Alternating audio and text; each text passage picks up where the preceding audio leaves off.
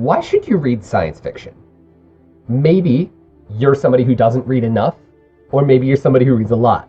But either way, I'm going to be defending science fiction for you today. Maybe you're somebody who reads a lot and you just don't pick up science fiction very often, and maybe you're somebody who doesn't read at all and you really want to try a book. Okay, I'm going to defend science fiction as the genre that you should pick up, both because I'm really passionate about it and because it's gotten a lot of recent attention with the success of The Expanse, bringing a lot of people into science fiction who really previously wouldn't touch it, and of course to talk about my own channel, specifically my website and the short stories that I write there.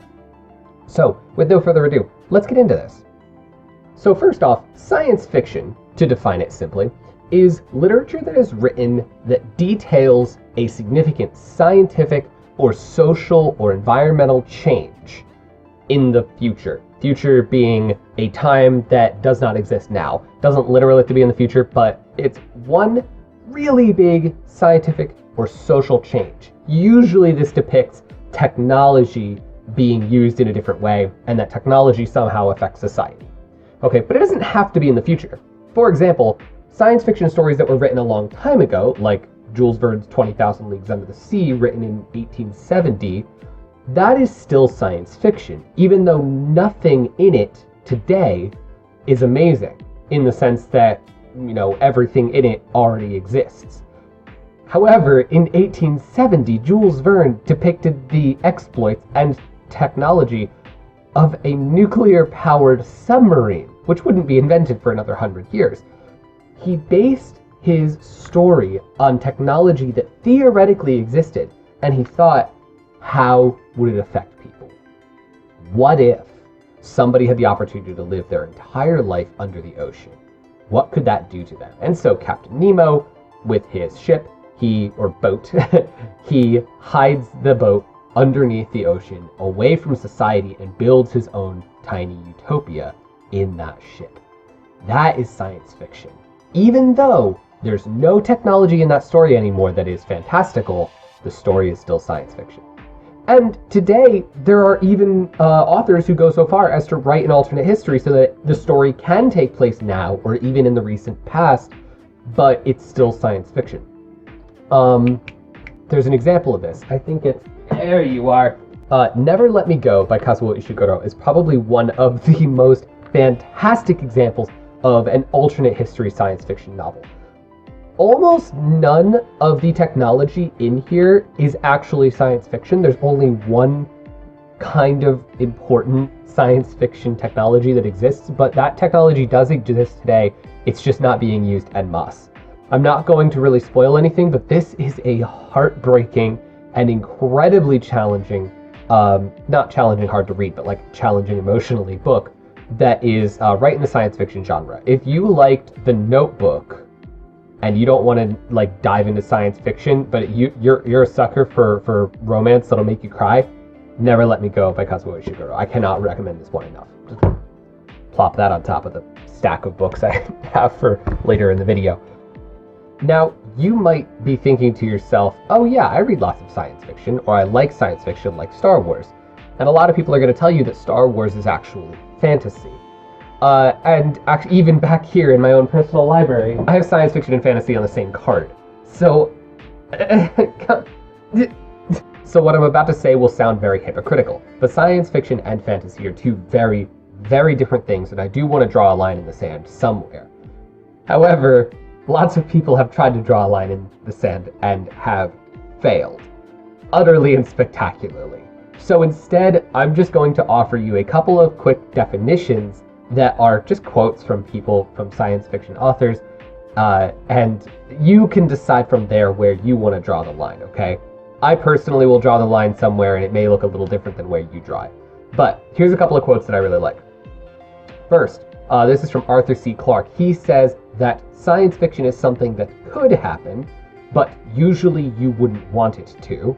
Fantasy is something that couldn't happen, though you only wish that it could. I like that idea that fantasy is like something we're imagining and going, wouldn't it be cool if?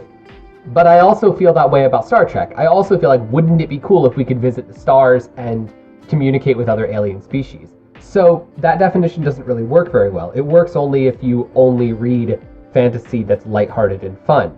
It does not work if you read dark or even grimdark fantasy, and it doesn't work if you read bright, hopeful science fiction. So that's one idea.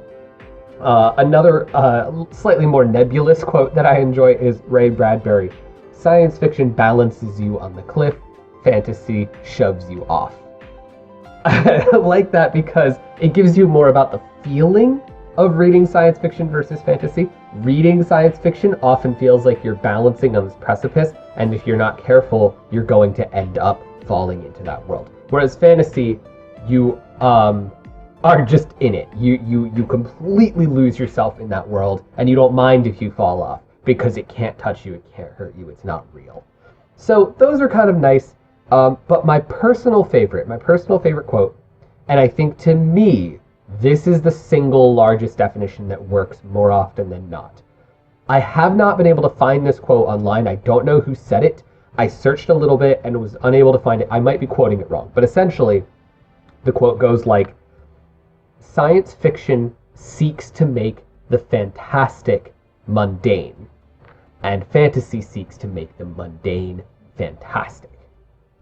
So essentially, what that means is that your average person living in a science fiction universe does not consider anything around them wonderful or fantastic or amazing. It's just life. Whereas the characters in a fantasy novel will often be surprised by their own world. And I can think of no better example to help draw a line in the sand for fantasy and sci-fi and why you should read science fiction. And that's by comparing two of the greatest books of all time, The Lord of the Rings and Frank Herbert's Dune. Obviously, Tolkien needs no introduction. Some people haven't heard of Frank Herbert because this is not quite as famous as this. But this is not going to be a comprehensive review of these two books. I'm limiting myself to like 15 minutes here. But I am going to give a surface level explanation as to why these two books, to me, define the core fundamental difference between science fiction and fantasy, even though they're very similar. In The Lord of the Rings, we have Frodo Baggins, a hobbit from the Shire who's being brought out into the rest of the wide world on an adventure to destroy the one ring that is bound to the evil warlord who's going to destroy the world, okay? That is, you see the ring there? Lord of the Rings, it's kind of, we call it foreshadowing. This book sees the world through the eyes of Frodo. Frodo is our lens. He is the person who is experiencing the world for us. And every new species, every new experience he has is new to him, just like it's new to us. And as a result, Frodo is a character who's constantly in awe of the world around him. And Tolkien goes way out of his way to describe the world in extreme precision and detail so that we can understand it. Frank Herbert does not. to put it mildly, Frank Herbert could not care less if you understood even an ounce of this book. He introduces words Arrakis, Muad'Dib, the Bene Gesserit witches. He doesn't care if you know what they are or even if you can pronounce them, because the world exists whether you like it or not. It does not exist for your enjoyment. This is a real world. This is a future that could exist. And the main character, Paul Atreides, as he goes through the world, he's supposed to be our lens. He's supposed to be the person, just like Frodo, that lets us experience the world. But rather than being in awe and watching the world around him and going, oh, that's interesting, that's new, it's crazy that there's these big, sandworms.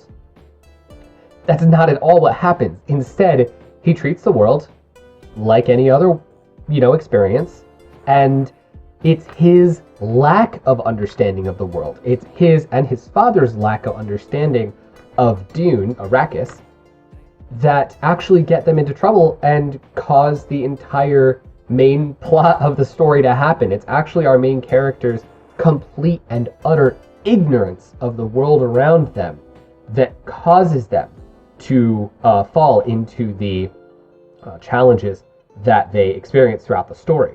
So, to me, that's a really perfect example, is that Frodo because he's our lens, lets us experience the wonder and incredible detail of the world. Paul, despite literally having visions of the world around him, cannot explain to us the world of Arrakis. And in fact, over many books, all of these here, we get more and more and more lost in the world of Arrakis, sort of a balancing on the precipice, looking at this humanity of the future and going, why are they the way that they are? How are we the way that we are? And could we ever be like that? You read The God Emperor of Dune, for example, that book just goes on a tirade of political allegory, just destroying every single form of government that has ever existed other than absolute empire. So extremely interesting and challenging. Oh, almost dropped this. That would have been loud. To me, that helps define the difference. One book, even though it is essentially the same as the other in that it's two naive characters entering a fantastic world, one book seeks to explain itself to you, the other one does not, because it doesn't have to, because that world is real, it exists, it's in the future, you or your grandchildren are going to be there someday. So, why should you read science fiction? You should read science fiction because more than any other genre, it allows us to approach the reality of humanity in a way that our tiny brains can handle. Real things that happen in the world, you can read about them all you want, but it's very hard for us to accept them, right? Have you ever read a real news report of something and just gone, oh, well, that couldn't be. I don't believe it. Or that's so horrible, there must be some mistake, right? Science fiction allows us to actually accept that horrible thing happened and see it in a real way. And not just the horrible things, but also the incredible things and the hopeful things, right? What if the world does come together and build starships and fly out into space and meet new and benevolent alien species? That's a wonderful thought. And if you said to your friends, hey, I hope this happens, they'd be like, okay, cool, awesome, right? Tin hat nonsense. But if you're reading it in a book, all of a sudden, it becomes much more accessible. So you should read science fiction because it has to do with the reality of humanity more than, in my opinion, books about reality, right? They say truth is stranger than fiction. Well, I think when it comes to science fiction is more truth than fiction. So that's, in my opinion, why you should read it, because when you pick up a science fiction novel, you're not jumping into an imaginary world. You're clinging to some facet of reality and bringing it with you on a journey of understanding. And that finally brings me to my channel, to my writing, to why I write what I write. I love mundane science fiction. I love science fiction that doesn't have to necessarily, be all about explosions and lasers and nukes and whatever. That's all cool, right? Battlefield Earth was a neat book.